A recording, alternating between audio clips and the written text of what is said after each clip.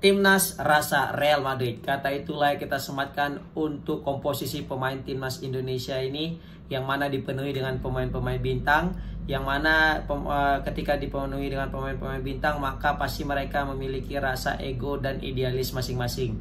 Dan rasa ego dan idealis masing-masing inilah yang harus diredam seorang pelatih yang akan melatih Timnas Indonesia. Dan sepertinya itu tidak ada dalam benak Coach Sintayong. Mungkin PSSI menganggap, ya kita tahu saat ini lagi ramai berita tentang betapa riuhnya locker room atau bisa kita bilang ruang ganti daripada Timnas Indonesia, karena banyaknya ketidakserasian, kesalahpahaman atau mungkin bisa kita bilang ketidakcocokan skema permainan, pola dan taktik dan sebagainya. Sehingga dinilai Coach Sintayong mungkin tidak mau membuka diri, tidak mau menerima masukan, sehingga dinilai juga Coach Sintayong ini tidak mau menerima pendapat daripada pemain-pemain yang lain. Sehingga Coach Sintayong dinilai lagi bahwasanya ia tidak bisa meredam ego daripada para pemain Timnas Indonesia. Kita ketahui juga memang Timnas Indonesia sebelumnya diisi dengan pemain-pemain muda. Coach Sintayong dengan berani memotong 2 generasi sehingga mendatangkan pemain-pemain yang masih sangat belia, belasan tahun ya, untuk membela Timnas senior. Maka dari itu ketika Coach Sintayong membesut anak-anak muda ini, sangat mudah Coach Sintayong untuk bermain secara monolog ya, dalam artian satu komando, apa yang diputuskan Coach Sintayong maka harus dipenuhi. Tapi ini tidak bisa terjadi ketika pemain-pemain timnas kita sudah dipenuhi dengan pemain-pemain grade A, grade B daripada permainan di Liga Eropa.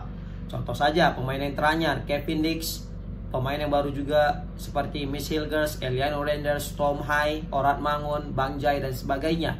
Mereka merupakan pemain-pemain beken, pemain-pemain andalan di klubnya masing-masing yang berada di liga teratas di Liga Eropa.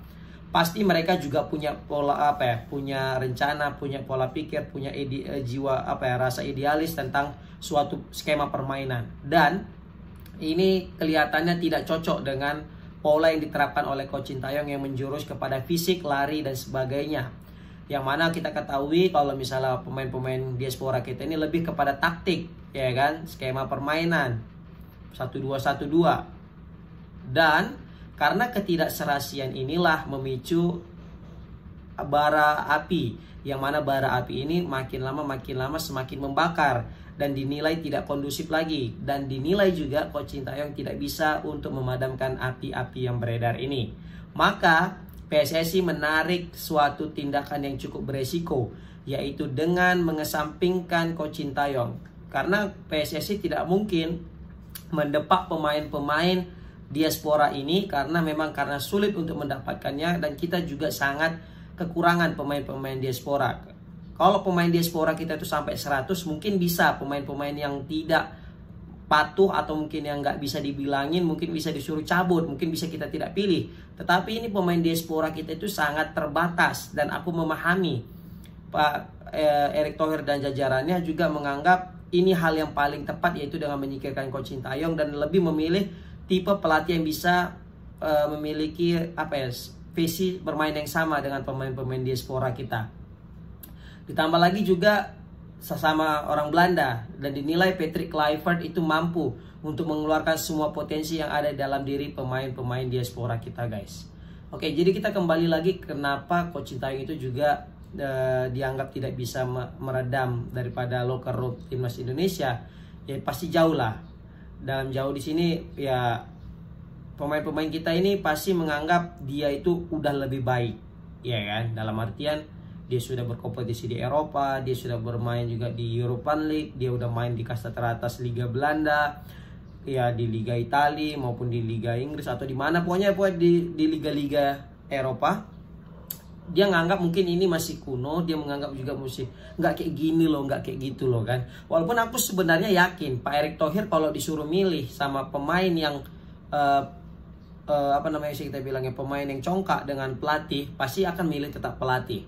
Tapi aku yakin di sini ada sisi lain, yaitu karena keterbatasan pemain diaspora kita ini nggak mungkin menyingkirkan pemain, maka mau tidak mau menyingkirkan pelatih dan diganti dengan pemain yang punya pelatih yang punya selera sama dengan para pemain. Nah, Ya itu juga keputusan yang bisa kita bilang wise ya, bijaksana, karena daripada ini kapal hancur, ya kan, daripada kapal ini hancur, yaitu timnas kita maksudnya, lebih baik membuang salah satu bagian daripada kapal biar kapal ini tidak tenggelam, kan gitu.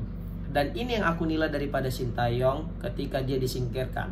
Aku melihat PSSI dia melihat ada kemaslahatan yang lebih besar, sehingga maka mau tidak mau Coach Sintayong disingkirkan. Tapi kalau misalnya tadi pemain diaspora kita itu banyak, kan bermain di liga mana, Eropa, liga mana pun semuanya ada, di Inggris, Italia, Spanyol, kan main di klub-klub besar juga. Aku yakin juga pasti yang dipilih pada pelatih itu PSSI itu adalah pelatih, karena tidak pernah ada sejarahnya pemain itu pelatih itu harus nurut kepada pemain. Yang ada pemain lah yang harus nurut dengan pelatih, seperti itu. Itu sekali lagi aku bilang ini adalah pendapat aku, logika aku, dan kalau misalnya memang kalian tidak setuju, silahkan komen di kolom komentar, kita saling sharing tentang pendapat, kan.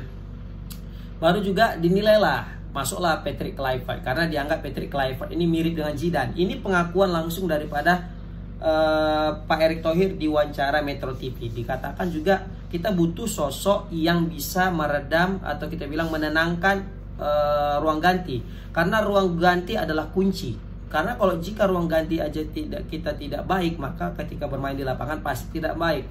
Maka dicarilah sosok yang bisa menenangkan pemain-pemain bintang ini. Kita tahu lah pemain-pemain kita sekarang udah bintang-bintang semua guys, bukan pemain-pemain kacang-kacangan, pemain-pemain bintang. Maka dari itu sosok Patrick Kluivert yang punya nama besar, yang punya reputasi besar, dianggap sosok yang tepat untuk menenangkan ego-ego pemain ini guys.